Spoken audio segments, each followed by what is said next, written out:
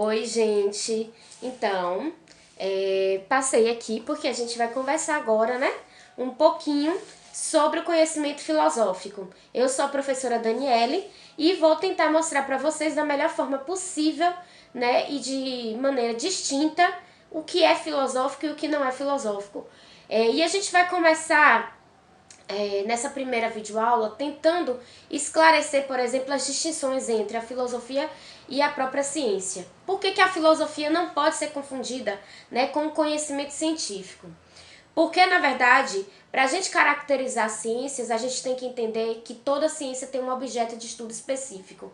Então, a biologia vai estudar especificamente a vida, a psicologia, a alma humana, a antropologia, as culturas humanas, a sociologia, a relação do homem em sociedade, a própria estrutura social.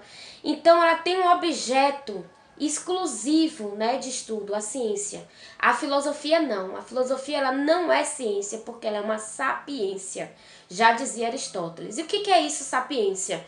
É, na verdade, uma sabedoria plena, né? Então, a gente vê que a filosofia, desde que ela surge lá na Grécia Antiga, com os primeiros filósofos, né, ditos pré-socráticos, ela é uma tentativa, por exemplo, né, de dar conta de universos de temáticas. Então, assim, a gente fala que o conhecimento filosófico ele é generalizante, ou ele tem uma condição de universalidade. Ele não pode ser restrito como é restrito o conhecimento da ciência. E eu estou tentando me fazer o mais clara possível. E o conhecimento filosófico, ele abarca, né, todo o conhecimento científico, conhecimento filosófico. Por isso que a gente diz que a filosofia é uma transdisciplina, é, na verdade, a mãe de todas as ciências. Por quê? São das áreas específicas de dentro da filosofia que a gente vai ver, né, sendo retirado todos os conhecimentos científicos que a gente tem hoje, na atualidade. Então, por exemplo, Aristóteles, em sua Metafísica, ele vai fazer a distinção entre um conhecimento filosófico teórico, prático e poético. Quais são os conhecimentos filosóficos teóricos? Aqueles que dizem respeito à reflexão, à contemplação. E aí a gente tem cosmologia, a gente tem matemática, a gente tem a lógica, né? A filosofia das ciências.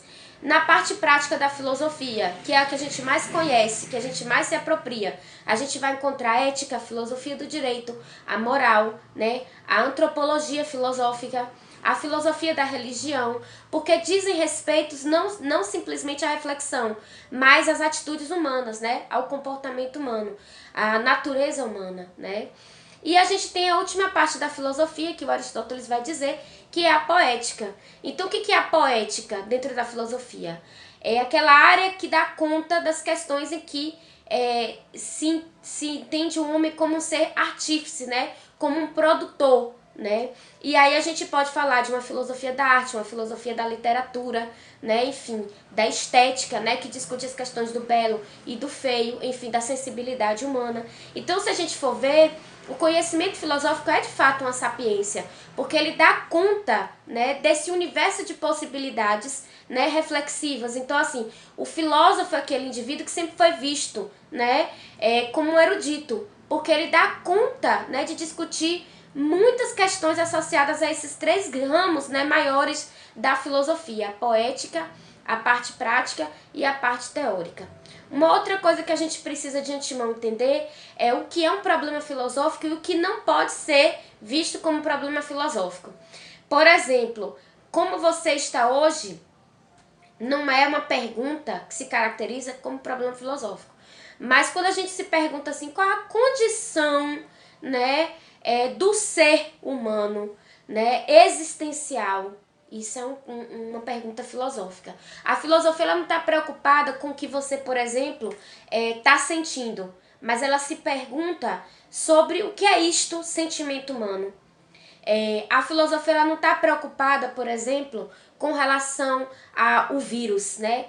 Covid-19, mas ela quer entender, por exemplo, por que, né, que um vírus abala toda a dinâmica de uma sociedade. De que maneira, por exemplo, né, o adoecer por intermédio de um vírus pode provocar na gente, né, problemas existenciais, como, por exemplo, o desespero humano, a angústia, né?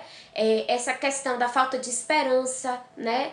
Enfim. Então vejam que os problemas filosóficos, eles têm certa profundidade e eles têm prioridades, né? Então a gente não pode achar que qualquer pergunta é uma pergunta genuinamente filosófica, porque o filósofo ele vai dar conta de questões que podem ser, por exemplo, a raiz, né, de muitos problemas. Pode ser a raiz de problemas, né, da genética, podem ser raízes de problemas da antropologia, pode ser raízes de problema, por exemplo, da moral. Então os problemas filosóficos ele tem certa, né, completude, tem certa necessidade e fogem, né, de superficialidades, né? Outra coisa que é muito importante dentro, né, da filosofia, que ela veio exatamente para nos ensinar, é a distinção entre aparência e essência. Se a gente for olhar toda a história, né, da filosofia, a gente sempre vai ver que grande parte, né, das inquietações filosóficas se deram a partir dessa distinção, dessa dicotomia entre aparência e essência, sendo que todos os filósofos eles vão direcionar, por exemplo, né, suas intenções para a essência das coisas e nunca para a aparência, porque a aparência ela está muito associada às crenças, ao dogmatismo e à ignorância, né, ao fundamentalismo. E tudo isso, na verdade, desgasta a filosofia. Então, a filosofia ela quer ir além, né? Porque todas essas coisas ainda estão embebidas no achismo, na cultura do senso comum. E a filosofia é sempre essa constante busca por saber mais, né? Por exemplo, tirar tudo aquilo que está iminentemente associado à dúvida e conduzir a gente, como já dizia lá o René Descartes, a determinadas certezas, certo? Então, por hora é isso. Então, a gente entender, por exemplo, que é um problema filosófico, a distinção entre o conhecimento filosófico e o conhecimento científico, tá bom, gente?